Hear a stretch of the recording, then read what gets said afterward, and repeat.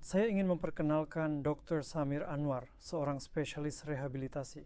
Saya kira pertanyaan pertama yang harus kita tanyakan adalah, apa itu spesialis rehabilitasi? Seorang spesialis rehabilitasi adalah dokter yang mengkhususkan diri dalam aspek fisik dan rehabilitasi dari disabilitas. Dan tidak hanya melihat sisi fisik saja, tetapi juga memiliki pendekatan yang lebih holistik.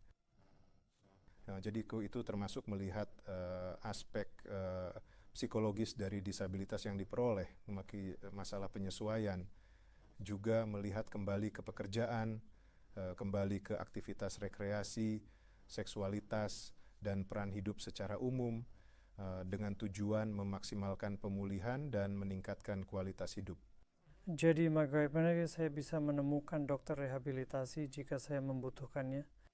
Dan biasanya ke dokter rehabilitasi bekerja dalam lingkungan rehabilitasi seperti bangsal rehabilitasi khusus di rumah sakit umum besar atau di pusat rehabilitasi yang berdiri sendiri. Jadi ada sejumlah pusat seperti itu di seluruh negara di Selandia Baru dan di semua negara di dunia. Dan mengakses layanan dokter rehabilitasi dan juga pusat atau tim rehabilitasi secara umum dilakukan melalui sistem rujukan, baik dari bangsal bedah atau medis akut, atau dari dokter perawatan primer atau profesional kesehatan lainnya di masyarakat.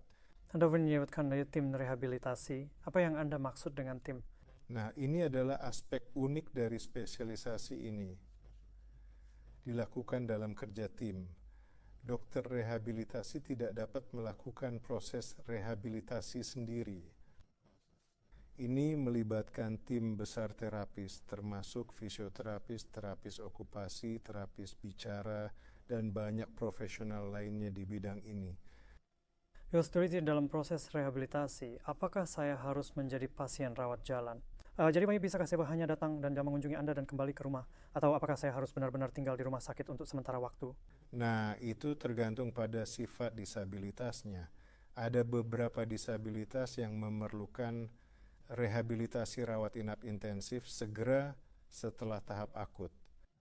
Namun jika disabilitasnya tidak secara signifikan mempengaruhi fungsi pasien di masyarakat, maka mereka dapat datang sebagai pasien rawat jalan atau bahkan menerima rehabilitasi di masyarakat itu sendiri. Artinya layanan di rumah. Jadi jika saya mengunjungi pusat rehabilitasi, saya mengalami stroke, apa yang bisa saya harapkan terjadi? Nah, Anda akan melalui proses penilaian awal untuk melihat tingkat fungsi saat ini. Apa defisitnya, apa masalahnya. Pasien biasanya dinilai oleh semua anggota tim, termasuk dokter, fisioterapis, terapis okupasi, terapis bicara, perawat, pekerja sosial, dan lain-lain. Dan saya sudah bisa menjelaskan lebih lanjut tentang aktivitas khusus para terapis ini. Namun aspek terpenting dari proses penilaian awal ini adalah melihat tujuan yang ingin dicapai oleh pasien ini dan atau keluarganya. Setelah tujuan ini ditetapkan, maka itu memungkinkan tim rehabilitasi untuk benar-benar mengatur proses rehabilitasi sedemikian rupa sehingga menargetkan tujuan tersebut dan membantu pasien mencapainya dan berhasil dipulangkan ke rumah. Saya mendengar bahwa penting untuk mendapatkan rehabilitasi lebih awal setelah stroke saya. Mengapa begitu? Masalah utamanya adalah semakin awal intervensi rehabilitasi, semakin baik. Studi telah menunjukkan bahwa pemulihan terjadi dengan cepat pada minggu-minggu awal setelah mengalami stroke, dan kami ingin memanfaatkan periode pemulihan ini dengan mengintensifkan input rehabilitasi sehingga memaksimalkan hasilnya. Yes, jadi berapa lama waktu yang dibutuhkan untuk membaik setelah stroke? Dan apakah saya akan kembali ke fungsi fisik saya sebelum mengalami stroke? Nah, itu tergantung pada tingkat keparahan dan intensitas stroke awal, di mana stroke itu terletak di otak, adanya komorbiditas lain atau kondisi medis lain seperti kondisi jantung atau paru-paru yang mengganggu proses rehabilitasi, atau bahkan masalah psikologis. Tetapi secara umum, pasien dapat membaik jika mereka tidak memiliki defisit yang signifikan pada awalnya dalam beberapa minggu misalnya. Tetapi jika mereka memiliki defisit yang lebih signifikan, mungkin memerlukan beberapa minggu dan bahkan kadang-kadang bisa memakan waktu beberapa bulan. Namun beberapa pasien telah menunjukkan bahwa klien stroke, bahkan dengan stroke yang parah atau padat, dapat pulih selama bertahun-tahun, meskipun dengan kecepatan yang lebih lambat. Apa saran Anda untuk hidup dengan disabilitas akibat stroke? Setelah melalui proses rehabilitasi dan semoga mendapatkan tingkat kemandirian dan mobilitas yang baik, serta aktivitas kehidupan sehari-hari, mayoritas klien atau pasien harus dapat kembali ke aktivitas kehidupan normal, peran kehidupan normal, baik dalam keluarga atau kembali bekerja. Meskipun Anda mungkin harus mempertimbangkan untuk mengurangi jumlah jam atau mencari alternatif pekerjaan dalam beberapa kasus, juga mengambil peran hidup lainnya, seperti aktivitas rekreasi, hobi, seksualitas, dan semua masalah ini harus dapat dicapai. Apa saran Anda untuk hidup dengan disabilitas akibat stroke? Setelah melalui proses rehabilitasi dan semoga mendapatkan tingkat kemandirian dan mobilitas yang baik serta aktivitas kehidupan sehari-hari, mayoritas klien atau pasien harus dapat kembali ke aktivitas kehidupan normal, peran kehidupan normal, baik dalam keluarga atau kembali bekerja. Meskipun Anda mungkin harus mempertimbangkan untuk mengurangi jumlah Dennis. mencari alternatif pekerjaan dalam beberapa kasus, juga mengambil peran hidup lainnya seperti aktivitas rekreasi, hobi, seksualitas, dan semua masalah ini harus dapat dicapai. Setelah saya mengalami stroke, bisakah saya kembali mengemudikan mobil? Itu tergantung pada negara tempat Anda tinggal. Di Selandia Baru ada penurunan 1 bulan, Anda tahu, berdasarkan hukum. Setelah mengalami stroke, Anda tidak diizinkan mengemudi selama 1 bulan. Setelah itu tergantung pada tingkat pemulihan. Jika pasien telah pulih dengan baik dan itu dinilai oleh dokter yang merawat atau terapis okupasi, maka mereka diizinkan untuk kembali mengemudi. Dalam beberapa kasus, penilaian mengemudi di jalan mungkin diperlukan sebelum klien diizinkan mengemudi lagi. Dan bagaimana dengan aktivitas seksual? Bisakah saya mendapatkan kembali aktivitas seksual normal saya sebelum stroke? Stroke dia ada insiden tinggi disfungsi seksual yang dapat disebabkan oleh kombinasi alasan. Misalnya efek samping obat, ini cukup umum. Aspek psikologis, ketakutan mengalami stroke lagi atau komunikasi Tentu. antara pasangan. Tetapi ini semua bukan hambatan besar untuk melanjutkan aktivitas seksual yang seharusnya menjadi tujuan. Dan hanya beberapa pendidikan dan konseling mungkin diperlukan untuk mencapai itu. Mengapa penting untuk tetap aktif setelah saya mengalami stroke sebagai bagian dari rehabilitasi saya? Tidak aktif meningkatkan kemungkinan Anda mengalami stroke.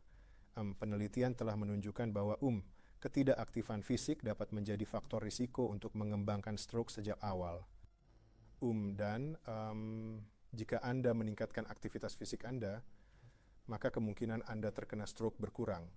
Jadi memang jika setelah mengalami stroke, Anda telah mencapai tingkat kemandirian fisik dan mobilitas yang baik, maka latihan bertahap yang diawasi oleh fisioterapis harus menjadi tujuan. Saya pernah mendengar istilah gunakan atau hilangkan. Apakah itu berlaku untuk rehabilitasi?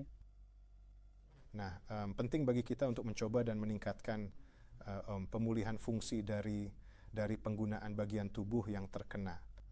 Ini bukan masalah gunakan atau hilangkan. Terkadang cukup sulit untuk memulihkan fungsi.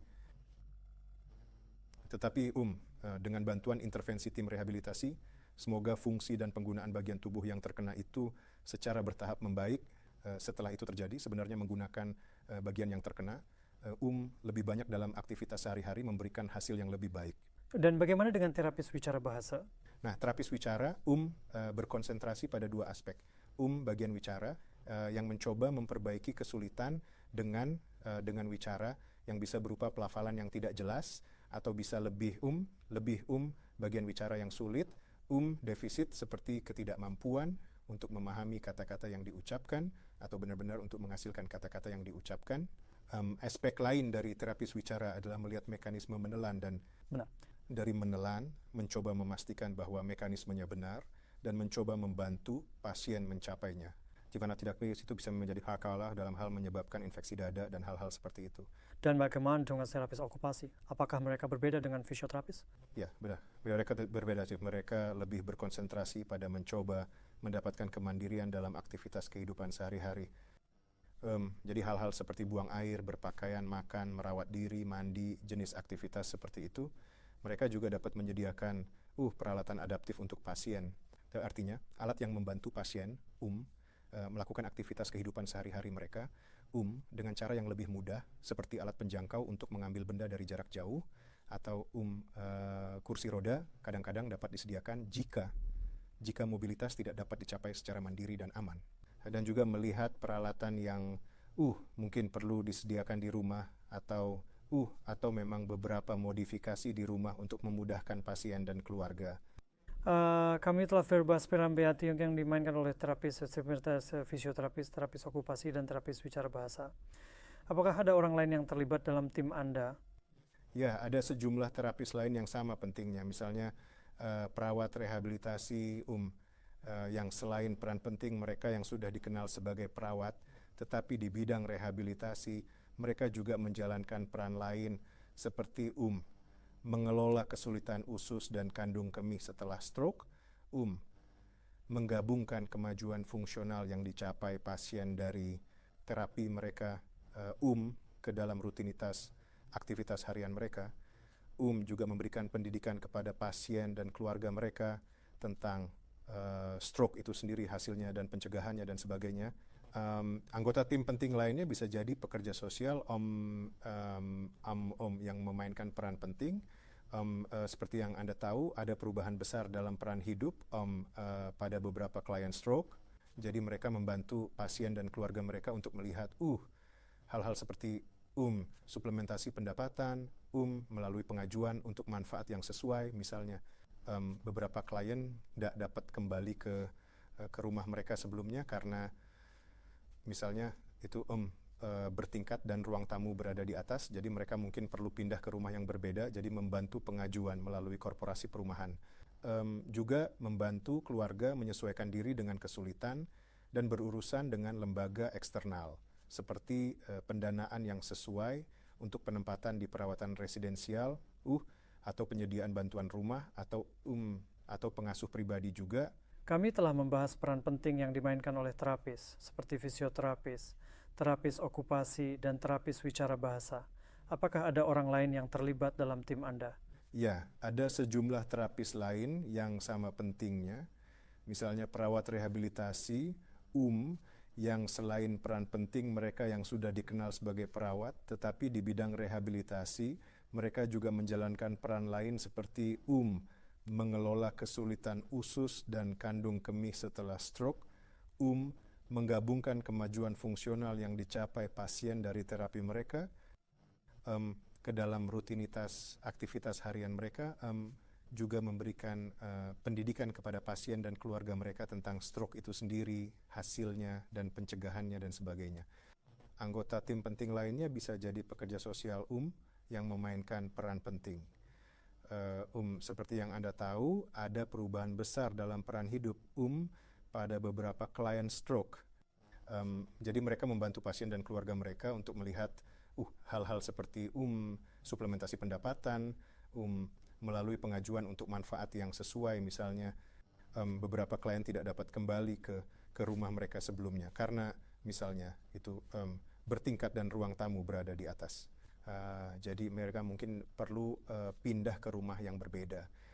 Jadi membantu pengajuan melalui korporasi perumahan, juga membantu keluarga menyesuaikan diri dengan kesulitan dan berurusan dengan lembaga eksternal seperti pendanaan yang sesuai untuk penempatan di perawatan residensial, penyediaan bantuan rumah atau pengasuh pribadi juga. Apa itu bantuan rumah dalam konteks ini? Nah, bantuan rumah, jika pasien misalnya tinggal sendiri, dan mereka telah pulih sedemikian rupa sehingga mereka dapat hidup sendiri. Namun mereka tidak dapat berpartisipasi dalam pekerjaan rumah tangga yang berat. Jadi bantuan rumah adalah orang-orang yang membantu mencapai peran tersebut. Sementara pasien dapat terus hidup di komunitas. Jadi itu memungkinkan mereka untuk terus tinggal di sana dengan bantuan yang sesuai yang dibutuhkan. Anda menyebutkan ada pendekatan tim untuk rehabilitasi. Ada banyak orang dengan pekerjaan yang berbeda membantu orang pulih dari stroke. Bisakah Anda menjelaskan sedikit lebih banyak tentang apa yang sebenarnya dilakukan orang-orang ini? Benar. Nah, seperti yang saya sebutkan sebelumnya, tim rehabilitasi bekerja sebagai tim, sebagai kelompok terapis, mengarahkan perhatian mereka kepada pasien dan mencoba mencapai tujuan pasien sendiri. Kami cenderung memiliki pandangan holistik terhadap proses dan oleh karena itu melibatkan semua anggota tim yang beragam ini. Misalnya fisioterapis, memberikan perhatian khusus pada masalah mobilitas seperti berpindah dari tempat tidur ke kursi, memulihkan keseimbangan, memulihkan kemampuan berjalan. Awalnya itu mungkin harus dibantu oleh peralatan tertentu seperti tongkat atau bingkai, tetapi semoga akhirnya berjalan secara mandiri. Terima kasih banyak. Terima kasih.